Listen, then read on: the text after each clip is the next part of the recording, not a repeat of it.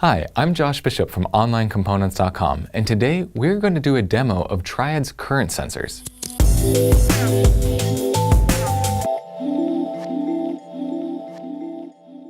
I'm going to turn this space heater on high and then also turn on my multimeter. And as this is warming up, there's going to be a varying current here, but we have the cable coming through and it goes through this CST1005 and then physically through the transformer of the CSC187L here before going out into the plug and then coming back in there. So as this is warming up, I should be able to measure across this 100 ohm resistor, and both of these are exactly 100 ohms. We measured it beforehand, and that will show us the current that we are pulling by the space heater. So as I go across here, I am reading 1.13 volts.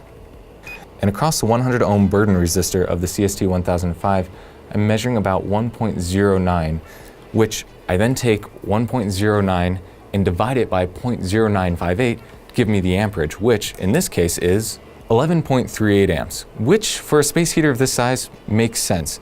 And it also shows very easily how there's two different options of a highly accurate and very simple way of measuring your current flow in a wide variety of applications. Triad Magnetics power products are varied, efficient, and robust.